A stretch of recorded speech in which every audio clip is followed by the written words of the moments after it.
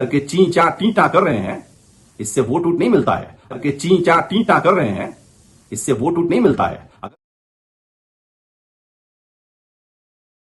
सोमवार को नेता प्रतिपक्ष तेजस्वी यादव फेसबुक लाइव के माध्यम से जनसंवाद कर रहे थे। इस दौरान उन्होंने बिहार नहीं संभलने पर मुख्यमंत्री नीतीश कुमार से कुर्सी छोड़ने की मांग की। इस पर एक बार फिर से बिहार की राजनीति गर्मा गई है। एनडीए की सहयोगी दल पूर्व मुख्यमंत्री जीतन राम मांझी की पार्टी हिंदुस्तानी अवाम मोर्चा ने नेता प्रतिपक्ष तेजस्वी यादव के फेसबुक लाइव के माध्यम से मुख्यमंत्री नीतीश कुमार की कुर्सी छोड़ने की मांग पर कड़ा प्रतिक्रिया दिया है।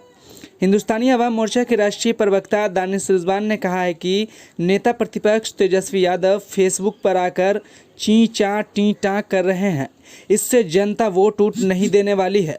आपको सुनवाते हैं दानिश रिजवान ने क्या कुछ कहा। इसके साथ ही अगर अब तक आप इस चैनल को यूट्यूब पर सब्सक्राइब नहीं किए हैं तो चैनल को सब्सक्राइब कर बेल आइकन को जरूर दबा लें।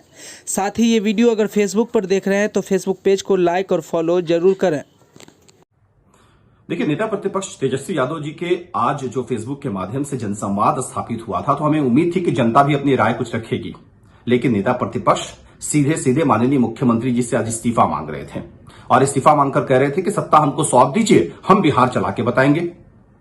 मैं उनको बता देना चाहता हूं कि 15 साल बिहार की जनता ने आपके माता पिता को सरकार सौंपी थी। बिहार की क्या स्थिति की ये पूरी दुनिया जानती है। हाथ जोड़ के विनती है कि आप ये मत कहिए कि हमें सरकार सौंप दीजिए। जनता के बीच में जाइए, काम कीजिए। अगर काम लोगों को पसंद आएगा वो आपको चुन लेगी। फेसबुक के माध्यम से आकर के ची चा टी टा कर रहे हैं, इससे वोट उठ नहीं मिलता है। अगर फेसबुक और ट्विटर के माध्यम से समाधि स्थापित करना था तो जनता को बताते कि वैक्सीन लीजिए, सोशल डिस्टेंस का पालन कीजिए, मास्क लगाइए, लॉकडाउन को किस तरीके से सफल बनाना है उस ओर काम करिए। लेकिन आपको तो भाई कुर्सी की लालच है और कुर्सी की लालच के लिए आप सब कुछ करने को तैयार बैठे हैं। अगर चिंता होती तो हम इतना कहना चाहते हैं कि एक साल फर्स्ट लॉकडाउन जब पिछले साल हुआ था और अब तक में एक साल पूरा मौका आपको मिला है। अब तक तो कमिश्नरी वाइज जो है हॉस्पिटल खुल गया होता। आज हमको मुख्यमंत्री बिहार के नीतीश कुमार जी हैं, लेकिन हर बात पे नेता प्रतिपक्ष को ढूंढा जाता। हम तो जिम्मेदार विपक्ष होने के नाते हम लोग तो कई बार हम लोग निकलते हैं, हम लोगों पे मुकदमा हुआ, सैकड़ों मुकदमा हम पे किया गया। बेरोजगारी को लेकर के हम लोग जब गए तो हम पे 307 का मुकदमा हुआ, 307 धारा लगाई गई। जब लोगों के रोजगार के सवाल को हम लोगों ने उठाया, सड़कों पे आए, इन लोगों ने विधायकों की पिटाई की, विधानसभा में पिटाई की। और पिछले लॉकडाउन के समय भी कितनी हम पे मुकदमे किए इन लोगों ने, वो किसी से छुपा नहीं। लेकिन मुकदमा से कोई डरता नहीं है। लेकिन हम इतना कहना चाहते हैं, सरकार में बैठे लोग आज हमें याद कर रहे हैं तो इसका मतलब है आपसे सरकार संभल नहीं रहा, बिहार संभल नहीं रहा।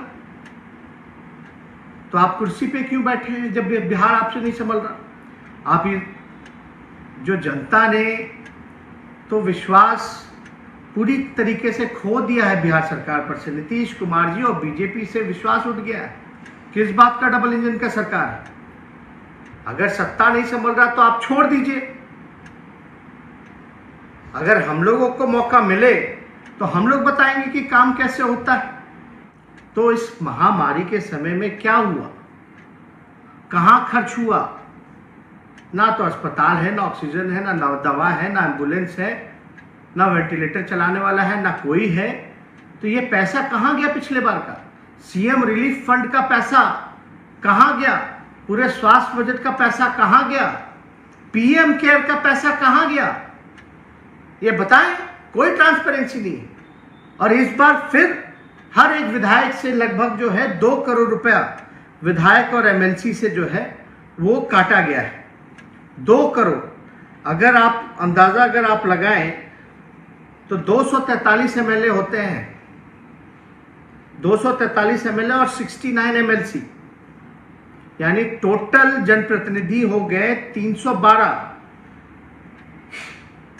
तो 312 का अगर 2-2 करोड़ रुपए अगर लिया जाए तो टोटल अमाउंट बनता है 624 करोड़ रुपए। कहां गया वो पैसा, कहां खर्च होगा? हम तो कह रहे 2 करोड़ क्या 3 करोड़ ले लो, 4 करोड़ ले लो, जो फंड है वो ले लीजिए, हम लोग सहयोग करने के लिए तैयार है, लेकिन जमीन पर वो दिखना तो चाहिए। कहां अस्पतालें बन रही है, कहां आईसीयू है, कहां ऑक्सीजन की व्यवस्था है, कहां वेंटिलेटर की व्यवस्था है, कहां एम्बुलेंस की व्यवस्था है? जमाखोरी हो रहा है पूरे बिहार में, हर एक चीजों का रेट बढ़ा हुआ है और ये पैसा ले तो रहे हैं, लेकिन आप विधायक जो है मारे फिर रहे हैं। आज विधायक को सब लोग ढूंढ रहे कि विधायक जी कुछ कीजिए, लेकिन विधायक के पास फंड नहीं है। आज जो भी सहयोग, जो सक्षम विधायक है, जो आर्थिक रूप से थोड़ा मजबूत है, वो सहयोग कर रहा है अपने इंडिविजुअल कैपेसिटी में, लेकिन आपने तो सारा पैसा विधायकों का अपने हाथ में ले लिया है। हम तो कहते हैं जिन जिन विधायकों का, अपने सारे विधायकों का अगर आप पैसा ले रहे हैं, 243 विधायक का 2-2 करोड़ रुपए, तो वो 2 करोड़ रुपए उनके विधानसभा क्षेत्र में तो खर्च होना चाहिए। अगर उन्हीं के विधानसभा क्षेत्र में 2-2 करोड़ रुपए अगर खर्च होता है तो आप समझिए कि पूरे बिहार में जो है पैसा खर्च होगा। स्वास्थ्य विभाग का बजट 13,000 करोड़ का है। अर्बन शहरों के लिए लगभग 2600 करोड़ रुपए अलग से रख रखा है खर्च करने के लिए। बिहार सरकार जो है हेल्थ डिपार्टमेंट का बजट पूरा पैसा खर्च नहीं कर पाती है, और आप जो है विधायकों को जो है आपने हाथ काट दिया। वही विधायक जो है, कई विधायक अपने फंड से, हमारे विधायकों ने बेड दिया, ऑक्सीजन मंगाया, दवा की बंदोबस्ती कराई, रसोईया खुलवाने का काम किया। आप जो है उन्हीं का हाथ काट रहे। अगर आप पैसा ले भी रहे हैं तो वो नजर तो आना चाहिए। और 1 साल में आपने क्या तैयारी की? आप लोगों को पता होगा, राष्ट्रीय जनता दल पहली ऐसी पार्टी है जिसने बिहार चुनाव के समय भी हमने बोला था कि लाशों के ढेर पे चुनाव मत कराइए, लेकिन जब चुनाव हो रहा है तो चुनाव तो लड़ना ही पड़ेगा। तो हम लोग लड़ाई चुनाव, और मुझे विश्वास था कि जनता का समर्थन हम लोगों को मिलेगा, और जनता ने जनादेश भी हम लोगों को दिया, महागठबंधन को दिया। ये लोग चोर दरवाजे से फर्जीवाड़ा करके लोग वापस सत्ता में आए, और आज लोगों की उम्मीद नीतीश कुमार जी से, बीजेपी से नहीं रह गई। पीएम नरेंद्र मोदी कहते थे कि हम बिहार के बेटा हैं। कहां है बिहार के बेटा? कहीं नजर आ रहे हैं? क्या सहयोग कर रही है केंद्र सरकार? बताइए, बीजेपी के लोग की पीएम केयर फंड से बिहार को कितना पैसा मिला? कितने ऑक्सीजन, वेंटिलेटर, सैनिटाइजिंग की व्यवस्था कराई गई? इनके केंद्र मंत्री अश्विनी चौबे ने क्या किया एम्बुलेंस को लेकर के? हमने जो उजागर किया है उस पर आप स्थिति देख लीजिए।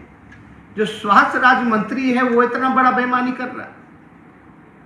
इनके कोई 39 एमएलए एमपी हैं, क्या कर रहे हैं? इनको बताने का काम करना चाहिए। लेकिन कुछ लोग जो है एक अलग राजनीति में लगे हैं, नकारात्मक राजनीति में लगे हैं। हम लोगों को जिम्मेदार ठहराया जा रहा है हर एक चीज का। पहली ऐसी पार्टी है जिसने सभी विधायकों का महीने का सैलरी जो है हम लोगों ने डोनेट किया। पहली ऐसी पार्टी दफ्तर देने को तैयार, हर तरह का सहयोग देने को तैयार। बल्कि हम तो सरकारी बंगला भी जो हमको मिला, हम कह रहे उसको भी आप ले लीजिए, तैयारी कीजिए। जो संभव मदद हो सकता हम लोग कर रहे हैं। इसलिए हमको जरूरी लगा कि आप लोगों के बीच आए और बात को रखें। और इसके बाद ठीक बात, हम जा रहे हैं चिट्ठी लिखने मुख्यमंत्री जी को। 4 साल में एक बार भी मुख्यमंत्री ने हमारे किसी भी चिट्ठी का जवाब नहीं दिया, किसी भी चिट्ठी का। नेता विरोधी दल एक संवैधानिक पद होता है और मुख्यमंत्री की जिम्मेवारी बनती है, अगर नेता प्रतिपक्ष के सवाल को अगर समक्ष रख रहे हैं, चिट्ठी लिख रहे हैं, तो चिट्ठी का जवाब तो मिलना चाहिए। 4 सालों में एक बार भी नीतीश कुमार जी ने, बीजेपी के लोगों ने किसी भी चिट्ठी का जवाब नहीं दिया। ना हमें अनुमति मिलती है। अगर अनुमति नहीं देंगे अगर सड़कों पर अस्पतालों में अगर हम जाएंगे जायजा लेने तो मुकदमा कराया जाएगा और ये भ्रम फैलाया जाएगा कि नेता विरोधी दल इस कोविड के समय कोरोना फैलाने का काम कर रहे हैं, नकारात्मक राजनीति करने का काम कर रहे हैं।